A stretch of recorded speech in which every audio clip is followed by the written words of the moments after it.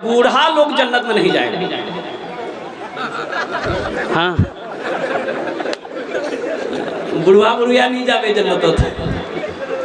कुर्बान जाओ, एक बुढ़िया आए ना अल्लाह के रसूल सल्लल्लाहु अलैहि वसल्लम के पास में, कुर्बान जाओ, तो अल्लाह के नबी ने इरशाद फरमाया कि बूढ़े लोग जन्नत में नहीं जाएंगे। वो रोने लगी तो अल्लाह के नबी ने इरशाद फरमाया कि अम्मा रोती क्यों? बूढ़ा बनकर अल्लाह जन्नत में दाखिल नहीं करेगा, जवान बनाकर अल्लाह जन्नत में दाखिल करेगा। सुभान अल्लाह बोला दवा। हसब की उम्र 33 साल 32 साल 33 साल उम्र होगी हर जन्नती की उम्र। जन्नत में जवान, सोने का कंगन यहाँ से लेकर यहाँ तक कंगन होगा जन्नत में। कुर्बान जाओ। अब 72 हूरें मिलेगी मर्दों को। कितनी हूरें? लेकिन किसको मिलेगी? जो यहाँ के हूरों से बच के रहेगा।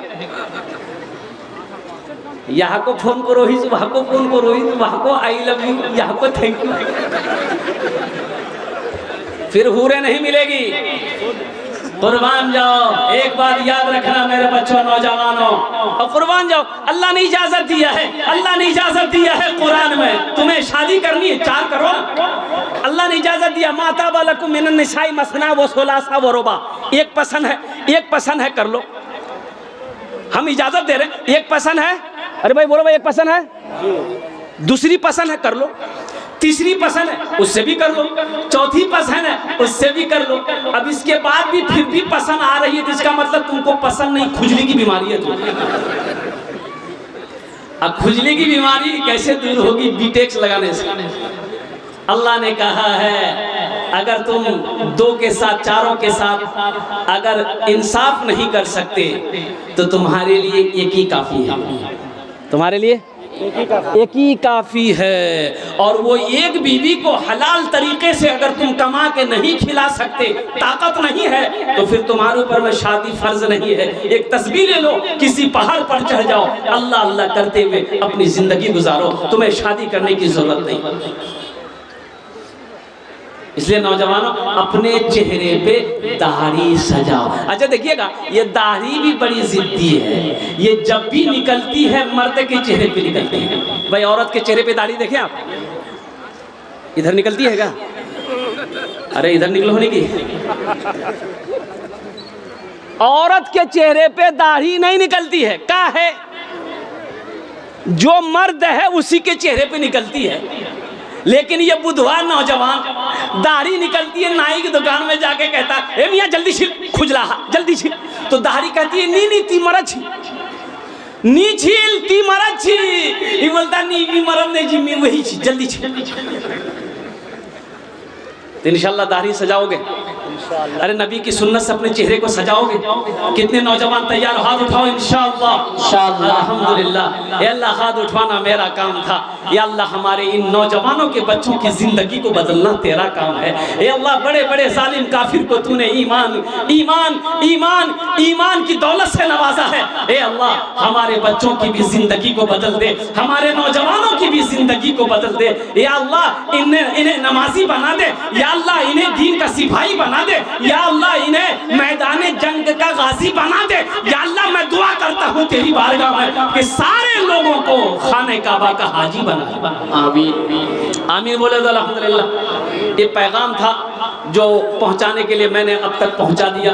तो मुअज़्ज़ज़ सामीन किराम, ईमान को ताज़ा करो नौजवानों, ईमान को मजबूत रखो। इसलिए कि मुसलमान की शान वो है कि मुसलमान जहाँ से भी गुजर जाए, मुसलमान जहाँ भी खड़ा हो जाए, मुसलमान जहाँ भी हो, उसका किरदार बता दे, उसका अखलाक बता दे कि ये कोई और नहीं, नबी अकरम जनाब मोहम्मद रसूलुल्लाह सल्लल्लाहु अलैहि वसल्लम का कलमा पढ़ने वाला है, और ये मोमिन है, और ये मुसलमान है। अपने किरदार को अच्छा बना। मदरसे का जलसा है, मस्जिद अल्लाह का घर है, मदरसा रसूलुल्लाह का घर है। सुभान अल्लाह बोले माशाअल्लाह। सुभान अल्लाह। मस्जिद किसका घर है? अल्लाह का। मदरसा किसका घर है? नौजवानों सुनो, नौजवानों सुनो, मस्जिद में इमाम साहब लोगों को कह रहे थे कि लोगों कभी कभी बीवी की तारीफ कर दिया करो। बीवी की तारीफ करने में भी सवाब है। बीवी की तारीफ करने में इंशाल्लाह करेंगे। अब भाई करेंगे। तो एक नौजवान ने जुमे की नमाज पढ़ी, घर आया, बीवी को बोला कि मुन्ना खाना नहीं। उस बीवी खाना निकाल के दी। ये खाना पहला लुकमा उठाया, सुबहान अल्लाह, दूसरा लुकमा खाया, अल्हम्दुलिल्लाह, तीसरा लुकमा खाया, माशाअल्लाह, चौथा लुकमा खाया, बोला वाह मुन्ना की खाना थी बना। वाह। बीवी सुनती रही, सुनती रही, सुनती रही। बीवी ली बेलना। बेलना जाने ना, रोटी बनाने वाला बेलना जानते हैं ना। अब पीछे से आई, मारी सर पे खटा। क्या मान लो तीमो। तो बीवी बोली कि 20 साल मेरी शादी को हो गए, आज तक तीम और तारीफ नहीं कर लो। आज पड़ोसी के यहाँ से दाल लेके आए हैं और तो तारीफें नहीं खत्म हो जाए। अतेला बेलना मारू मथार बालू तू। नबी की अजीम सुन्नत। तो ये अल्लाह के रसूल जनाब मोहम्मद रसूलुल्लाह सल्लल्लाहु अलैहि वसल्लम का घर मदरसा है। अच्छा कुछ लोग कहते हैं ये मुशाहिदा है, हे मियाँ इटा इटा इटा घर दिली जी ईशान हफ्ता दिन ते नहीं झिली, इटा नया की बनिया। बोलो मदरसा छे, मदरसा खोलो मौली साहब। बोलो मदरसा छे, इटा मदरसा नहीं धंधार जगह छे। मौलवी साहब चंदा कर वे खावे। अच्छा एक बात बताइए, ये मदरसे ना हो, आलिम ना हो, हाफिज ना हो, कारी ना हो, मुफ्ती ना हो, आप जिंदगी गुजार पाइएगा? भाई जिंदगी गुजरेगी भाई जिंदगी गुजरेगी। ये मदरसे का बुनियाद अल्लाह ने रखा। कहाँ पे? अर्श पे रखा, अल्लाह ने रखा बुनियाद। मदरसे का बुनियाद अल्लाह ने रखा है। और कुर्बान जाओ, फिर वो मदरसा ट्रांसफर होकर गारे हिरा में आया अल्लाह के रसूल के। अब वही मदरसा दारे अरकम में आया, और फिर वही मदरसा ट्रांसफर होकर कुर्बान जाओ मस्जिद नबी में, वो मदरसा असहाबे सुफ़ा के नाम से आया। मदरसा बनाना, जब मस्जिद नबी की तामीर हो गई तो अल्लाह के रसूल सल्लल्लाहु अलैहि वसल्लम ने सबसे पहले मदरसे की बुनियाद रखी। अब वो मदरसे में पढ़ने वाले कौन थे? हजरत अबू बकर सिद्दीक थे, हजरत उमर फारूक थे, हजरत उस्मान गनी थे, हजरत अली थे। पढ़ने वाले सहाबा थे, पढ़ाने वाले मोहम्मद रसूलुल्लाह थे। आज जो किताब पढ़ानी जा रही थी उस किताब का नाम अल्लाह का कुरान है। इसलिए मेरे भाई और मेरे नौजवानों, एक बात याद रखना कि मदरसे दीन के किले हैं। जब तक इस धरती पर यह मदरसा चलता रहेगा, अल्लाह चांद सूरज को निकालता रहेगा। जिस दिन ये मदरसे बंद हो जाएंगे, चांद और सूरज का निकलना भी बंद हो जाएगा। तो इंशाअल्लाह इसलिए मदरसे ज़रूरी हैं। कुर्बान जाओ कि हमारे घर में हर मोड़ पर, जिंदगी के हर मोड़ पर मौलाना की ज़रूरत है, आलिम की ज़रूरत है, हाफिज की ज़रूरत है, कारी की ज़रूरत है। इसके बगैर हम जिंदगी नहीं गुजार सकते। आलिम ना हो तो ये कौम तरक्की नहीं कर सकती है। इसलिए तो मैं कहता हूँ कि अगर मौलाना लोग ना हो, मदरसे ना हो, तो आलिम नहीं बनेंगे, मौलाना नहीं बनेंगे, बच्चों कुरान नहीं पढ़ेंगे। तो बताओ गुजारा है? भाई बताओ गुजारा है? अरे भाई बोलो भाई गुजारा है? बच्चा घर में पैदा हुआ, बच्चा घर में पैदा हुआ तो अब क्या करेंगे आप? भाई क्या करेंगे? भाई बच्चे घर में पैदा हुए तो क्या करोगे? बोलो। अरे भाई बोलो, किसको बुलाओगे? अरे बोलो भाई, किसको बुलाएंगे? नहीं जानते भाई। बच्चा घर में पैदा हो तो किसको बुलाइएगा?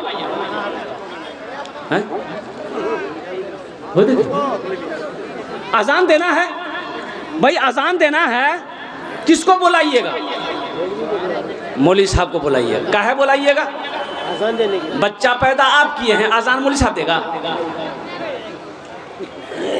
अब उसी बच्चे का नाम रखना है, कौन रखेगा? आप रखेंगे? भाई हम नहीं जानते, हम जाहिल आदमी हैं। तो उस बच्चे का नाम कौन रखेगा? मौलवी साहब रखेंगे। अगर तुम रखोगे, अगर आप बच्चे का नाम रख लोगे, दादा से रखवा लोगे, नाना से रखवा लोगे, दादी से रखवा लोगे, फिर वैसा ही नाम होगा। एक 14-15 साल का बच्चा मेरे पाँव दबा रहा था जलसे में, तो बड़ा दिल खुश हो गया। मैंने कहा बेटा तोर नाम की छोकरे? बोले नी बोलू मुग लाज लगाओ। बोले भाई नाम बताने में लाज क्या ने क्या क्या ने? बोली की नाम छो? बोले मोर नाम छे फटकन। बोले फटकन ई कौन नाम छे रे? के ख्याल करे? बोले मोर दादोर ख्याल की। तो तोर दादोर नाम की जिल करे? बोले मोर दादोर नाम रहे लटकन।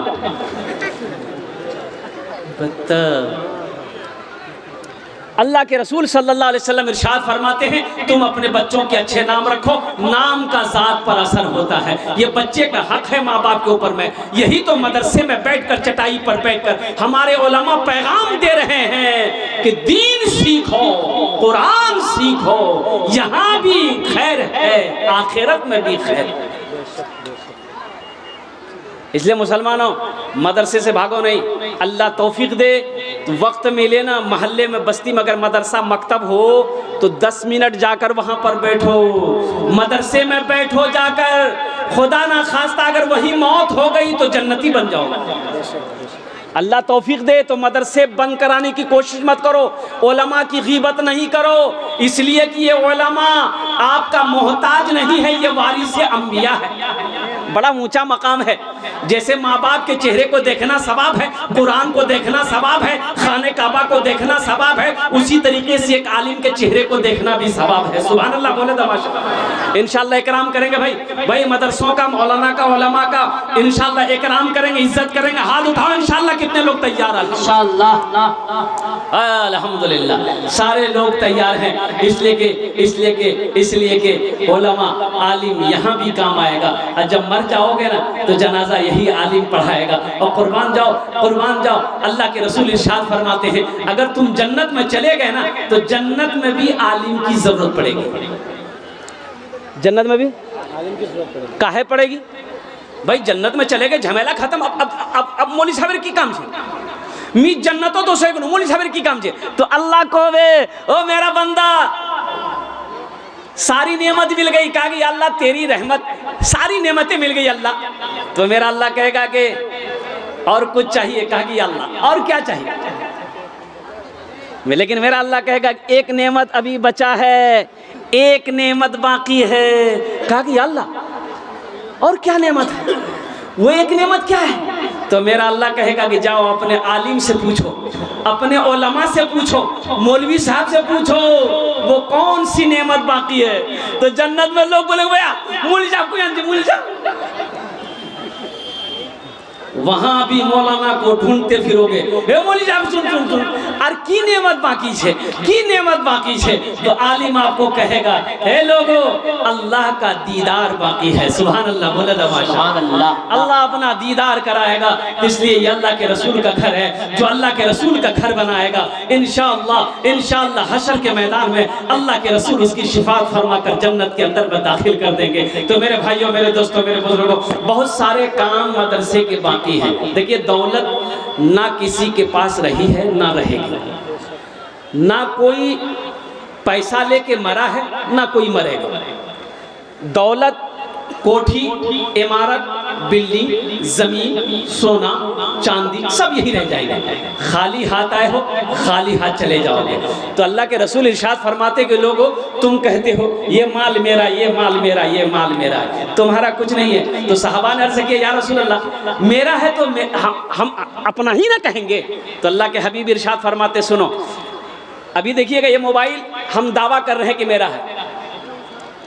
अब भाई हम मेरा ही ना है, हम दावा कर रहे हैं मेरा है। तकरीर करते करते मर गए, हम इंतकाल कर गए, तो आप मेरे घर वालों को फोन करेंगे, मेरा बेटा आएगा, बीवी आएगी, सारा सामान निकाल कर आप उसको दे देंगे।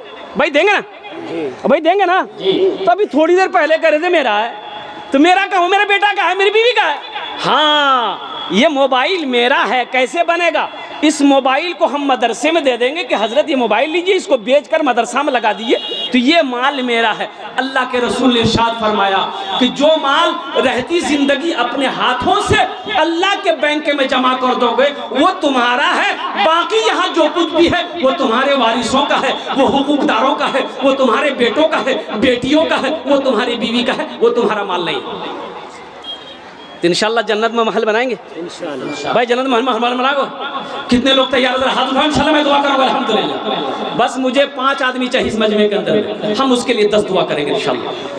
कितनी दुआ करेंगे भाई? भाई बोलो भाई कितनी दुआ करेंगे? अब मैंने पहले कहा था मैं मुसाफिर हूँ, मुसाफिर की दुआ अल्लाह रद्द नहीं करता है। अभी अभी अभी अभी अभी एक वाक़या पढ़ा था अल्हम्दुलिल्लाह कि मिस्र में जानते हैं ना भाई, मिस्र जानते हैं ना भाई, मिस्र का नाम सुने कि नहीं? यूनान मिस्र रोमा सब मिट गए जहाँ से, बाकी रहा ना कोई नामो निशा हमार। और मिस्र में बहुत बड़ा पैसा वाला, हार्ट में दर्द उठा, हार्ट में दर्द उठा, बेचैन, दवाई खाया आराम नहीं मिला। काहिरा, मिस्र की राजधानी काहिरा है, और काहिरा हॉस्पिटल गया, बड़ा हॉस्पिटल में गया तो वहाँ के डॉक्टरों ने मुआयना किया, जांच किया तो बोला कि देखिए इसका इलाज यहाँ पर नहीं है, आपके हार्ट का सारा ब्लॉक बंद हो चुका है, आप यूरोप जाइए, दूसरे कंट्री जाइए। वो बड़ा बड़ा डॉक्टर है, पैसा वाला था, यूरोप गया। तो यूरोप जाने के बाद वहाँ के डॉक्टरों ने जब चेकअप किया उसको तो बोला कि सॉरी अब कोई उपाय नहीं है, अब इसका इलाज नामुमकिन है, हम लोग कुछ नहीं कर सकते, आप चंद दिन के मेहमान हैं, जाइए घर जाइए, खाइए पिए, अपने लोगों से मिल मुलाकात कर लीजिए, चंद दिनों के बाद आप इंतकाल कर जाइएगा। ये शख्स मायूस होकर घर आ गया और शाम को रास्ते से गुजर रहा था, देखा कि गोश्त की दुकान पे ग्राहक खड़ा था गोश्त लेने के लिए। एक औरत बुर्का पहनकर ना, वो जो गोश्त बनाने वाले कसाब चर्बी उर्बी हड्डी उड्डी जो फेंक देता है ना भाई, फेंकता कि नहीं फेंकता? जी जी जी। तो ये औरत उठा रही थी, उठा के झोला में रख रही थी। तो ये शख्स की नज़र पड़ गई, भाई निकाब पोश औरत है, ये हड्डी ये चर्बी काहे चुन रही है? तो उस औरत के पास गए, कहे कि माई ये क्या चुन रही हो तुम? तो उस औरत ने कही कि मैं बेवा हूँ, मेरे घर में 4 बेटी जवान हैं, बच्चे लोग काफ़ी दिनों से गोश्त खाने को कह रहे थे, मेरे पास तो पैसा नहीं कि मैं उसे गोश्त खिलाऊं, इन्हीं को चुन के लेके जा दूँ, पका दूँ, शायद बच्चे हमारे खा लें। उस शख्स के आंखों में आंसू आ गया और कसाब से कहा कि 2 किलो गोश्त इसको नाप कर, और कसाई को कह दिया कि रोजाना, हे माई रोजाना इस दुकान पर आना, जितना गोश्त चाहो लेकर चले जाओ। ड्यूटी बन गई, कुछ रकम था उस बेवा के घर में हवाले किया, बच्चों के लिए कपड़ा सिलवाया, उसकी मदद किया, और कुर्बान जाओ चंद दिन गुजर गए और वो जो तकलीफ थी ना हार्ट में, वो तकलीफ महसूस नहीं हो रही है। बड़ा खुश हुआ कि भाई डॉक्टर कहा था कि चंद दिनों का मेहमान है। तो काहिरा वो